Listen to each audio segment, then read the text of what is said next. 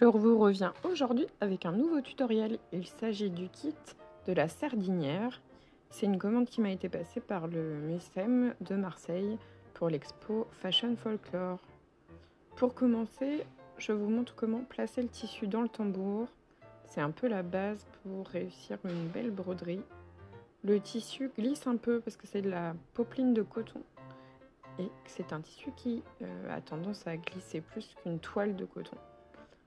Mais ça se brode très bien et ça fonctionne très bien aussi. Commencez donc par séparer les deux tambours, posez le tambour sur la table, on pose le tissu, puis le cercle extérieur par-dessus. On serre la vis et ensuite on vient tirer délicatement tout autour avec une des deux mains qui maintient les deux cercles ensemble. On n'hésite pas à resserrer la vis, retendre le tissu, resserrer la vis et ainsi de suite jusqu'à avoir une tension optimale.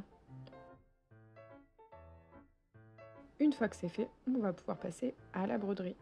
D'abord, on prépare son aiguille. Ici, le modèle a été prévu pour être brodé avec des fils à 3 brins, puisqu'un fil de broderie est composé de 6 brins. Ici, on va en utiliser à chaque fois que 3. Séparez donc le fil en deux. Prenez votre aiguille et enfilez-la comme je vous le montre sur la vidéo. Pour être tranquille, on va faire un nœud à l'une des extrémités et on peut commencer à broder. Dans le modèle qui est imprimé sur la toile, vous voyez que le vert, il est fait pour broder ce qu'on appelle un point de feston. C'est un point très simple qu'on retrouve souvent en finition sur les couvertures par exemple. Faites un premier point lancé comme je vous le montre et ensuite vous allez faire des points qui vont être en forme de L. Donc là on pique en biais, on laisse une petite boucle, on va piquer dans l'angle, dans la petite boucle et on tire. Et on obtient donc ce fameux point en forme de L. On va maintenant repiquer en biais, on laisse une boucle, on repique dans l'angle, à travers la boucle et ainsi de suite, jusqu'à avoir brodé toute la ligne. Et on va faire de même pour toutes les lignes en point de feston. Vous en avez autour de la coiffe, autour de la poche, sur le corsage. Et une fois qu'on en est au dernier point, en fait, on va juste repiquer dans le même point que le point précédent, dans l'angle donc, mais cette fois à l'extérieur de la boucle et pas à l'intérieur.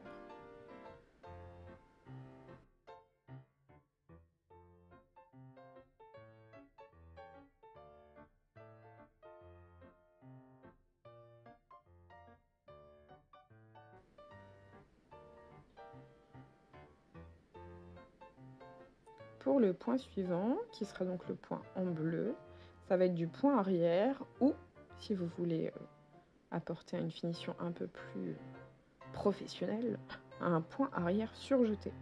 C'est vraiment le point de base, le point le plus utile en broderie et que j'utilise dans tous mes projets. Je ne crois pas qu'il y ait un seul de mes kits dans lequel il n'y a pas de point arrière. Donc c'est une succession de lignes en pointillés où tous les points se touchent. C'est vraiment le truc important à savoir, c'est qu'il faut toujours revenir piquer dans le même trou qui a déjà été utilisé. Et pour surjeter, une fois que la ligne en point arrière est faite, on ressort à une extrémité et on va passer l'aiguille entre la toile et le fil du point. Et donc avec le fil, on va venir entourer chaque point, ce qui va cacher les jonctions des points.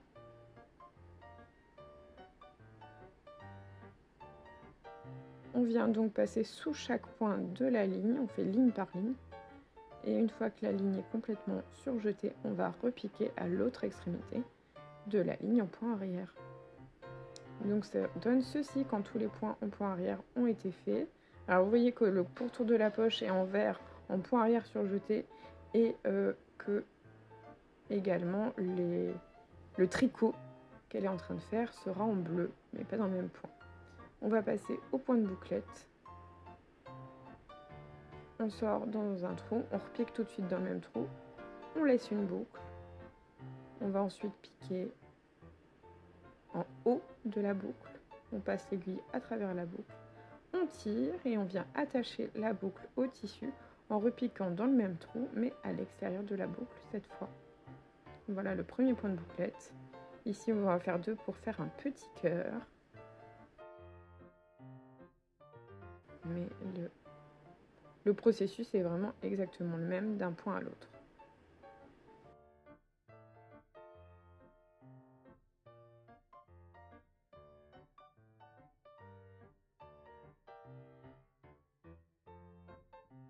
Du point de bouclette, vous en retrouverez sur le corsage, l'épaule et la coiffe. Et avec le fil rouge, on va également faire du point de chaînette sur la manche et le corsage. Le point de chaînette, il ressemble vraiment beaucoup au point de bouclette. D'ailleurs, le premier point du point de chaînette est un point de bouclette. Pareil, on fait une boucle, on repique pour fixer la boucle au tissu. Et c'est ensuite que ça change. On repique depuis l'arrière.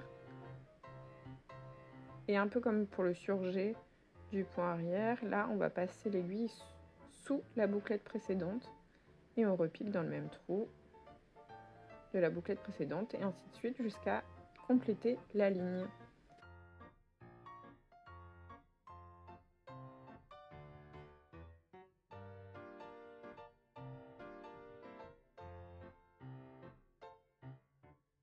C'est un point que vous pouvez également utiliser pour le tricot. C'est celui qui est expliqué dans le livret, mais là, dans la vidéo, je vais vous montrer une autre façon de broder le tricot.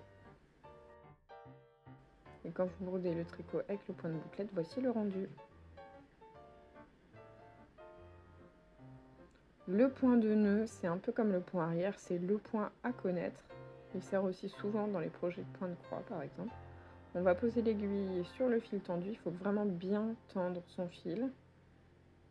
On enroule 1 ou 2 fois autour de l'aiguille, on pique et on tire. Les points de bouclette, on va en avoir sur les manches, sur l'épaule, à l'intérieur des fleurs qu'on a réalisées en point de bouclette et sur le corsage. Et également les boucles d'oreilles, la boucle d'oreille. Une autre façon de réaliser le tricot pour avoir un peu plus de volume, c'est le point de tige surélevé. Donc il faut d'abord broder en point lancé des parallèles sur toute la largeur de la zone qui va être brodée.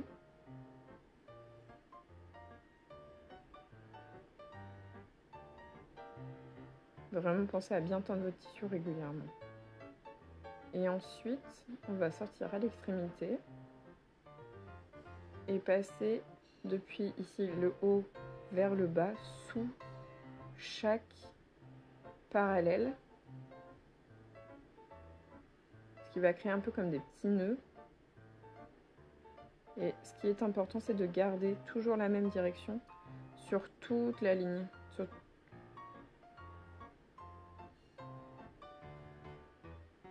Une fois que la ligne est terminée, soit on pique pour l'arrêter dans le tissu, on pique à travers le tissu pour ensuite faire une nouvelle ligne, soit on enchaîne direct.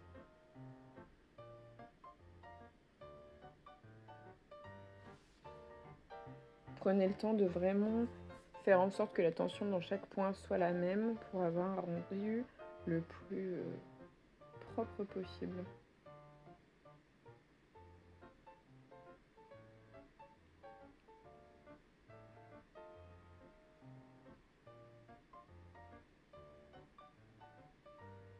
Vraiment, si on passe l'aiguille par-dessous vers la gauche ou vers la droite, on choisit ce qu'on veut faire, mais il faut vraiment garder cette orientation-là sur chaque ligne horizontale jusqu'à compléter la colonne.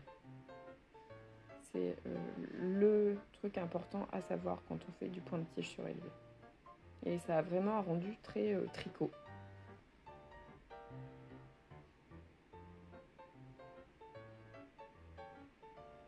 Ici j'ai changé de tambour, j'ai pris un tambour avec extérieur en plastique et intérieur en métal.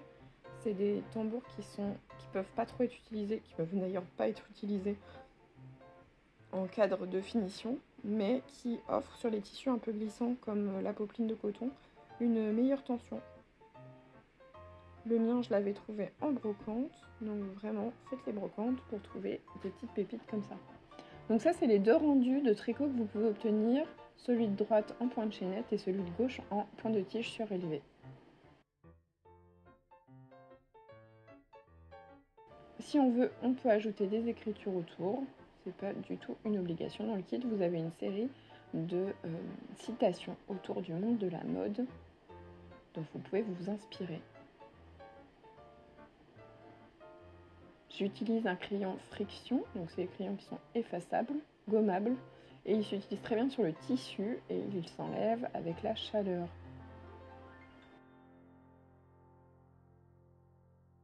Moi j'ai choisi d'écrire la phrase « La mode se démode, le style jamais ». Et je vais broder cette phrase en point arrière non surjeté. Pour enlever les traces de stylo, je passe vite fait avec mon fer chaud. Et voilà le résultat final.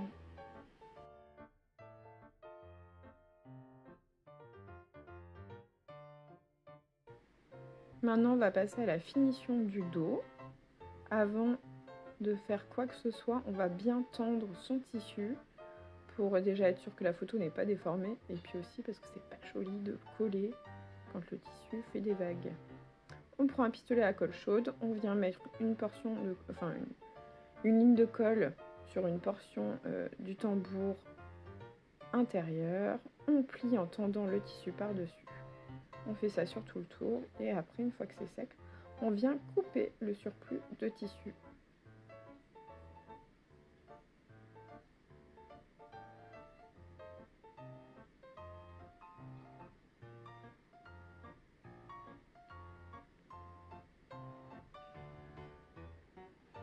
Après, on peut choisir de laisser le dos tel qu'il est maintenant ou, ça marche surtout si c'est pour offrir, venir coller à l'arrière du papier, ça peut être du papier à motif comme ici, qui est du papier à scrapbooking, qui est un papier un peu épais.